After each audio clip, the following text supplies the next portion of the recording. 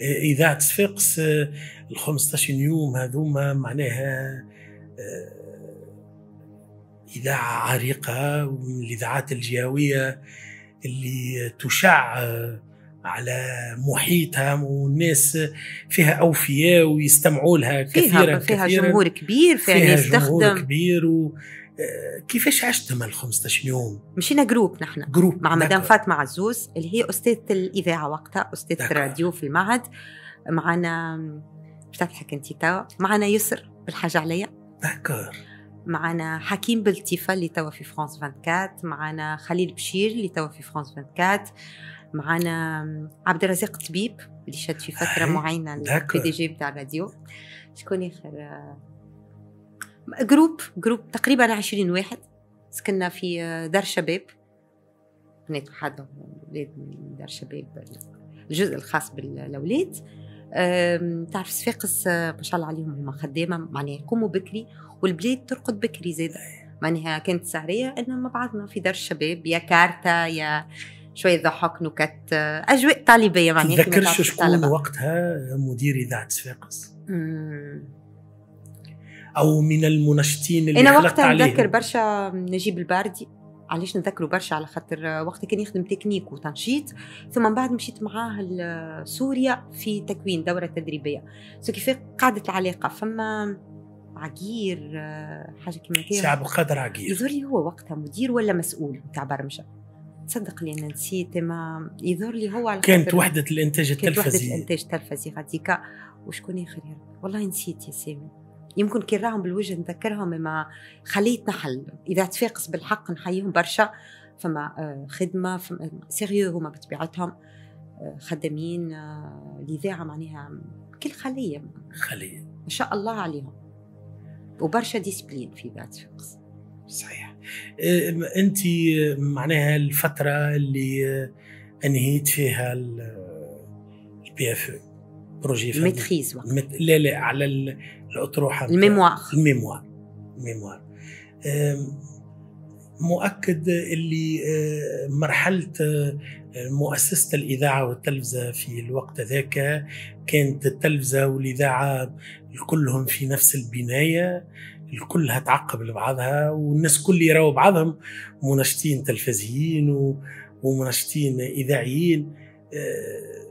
شنو كانت أول برامجك الإذاعية اللي أنت بديتهم من مرحلة ما قبل دخول معهد الصحافة وما بعد، يعني أو في الأثناء؟ معناها شنو تتذكرش البرامج اللي اشتغلتهم أو المنتجين الإذاعيين اللي اشتغلت معاهم البرمجة هذه؟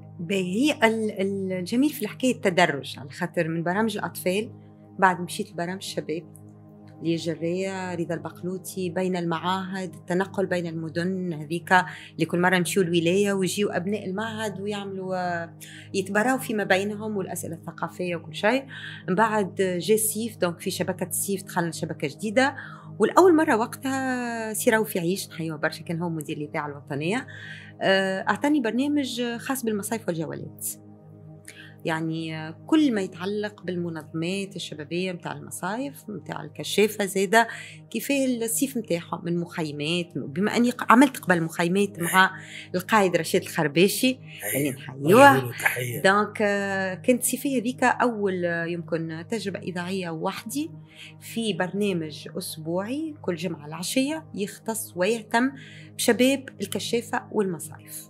ومن بعد جيت حكيت الحياة الجامعية، قرر هو روفي عيش ديما أنه شباب الإذاعة يأتيهم كل ما يتعلق بالتوجيه الجامعي، السكن الجامعي، الأكلة الجامعية. هو برنامج يومي نداولوا عليه كل يوم، حد يعنى اللي نشفوا جدد في الباك ومش يمشيوا للجامعة، يلزم نثقفوهم، يلزم نعطيهم الاختصاصات الموجودة، شنو يعملوا شنو ما يعملوش. من بعد بدأت المنوعات اللي أول منوعة ذكرش، إما وقت اللي بدينا مثلا يوم سعيد اللي أنا اليوم نخدم فيه وفرحانة به برشا، وقت اللي بديناه مع ناس أكبر منا.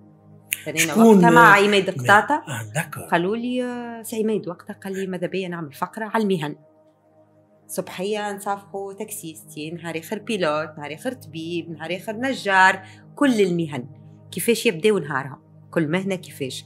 وقبل كان المونتاج ماك تعرف مش توا بالاورديناتور، معناها السكوتش الابيض والقلم الابيض، ويلزم ما تغلطش في القصان على كل بالبوند وكل شيء. من بعد بشوي بشوي بدات البرامج. الحقيقه ما نجمش نقول لك خدمت اكثر اذاعه ولا اكثر تلفزه، خاطر زيدا في الفتره ذيك بدات تجي برامج الى الركبي. وقتها هي تلوج في صحفيين، فجيت انا وسامي بن نور وانطلقت التجربه في التلفزه، وخدمت معها برشا وتعلمت منها برشا زيادة. خاطر كي تخدم مع اكيب كبيره، برودكسيون كبيره، بالتابلو كل شيء وكل شيء مضبوط، اليوم مونتاج غدوه تورناج، تولي كل ماكينه ما بدنا معناها يسخن ولا يجاوب. مش كيما تخدم مره في الجمعه اذاعه ولا مرتين برنامج، كيما انت تخدم اذاعه وتلفزه. وقتها برامجي نتاع الاذاعه رديتهم بالليل من نوع مؤانسه من نص الليل ل3، مشينا نجم نعدي نهار نخدم تلفزه. يعني وقتها فين اوج العطاء نقولوا نحن، من نواحي الكل التجارب وتتعلم.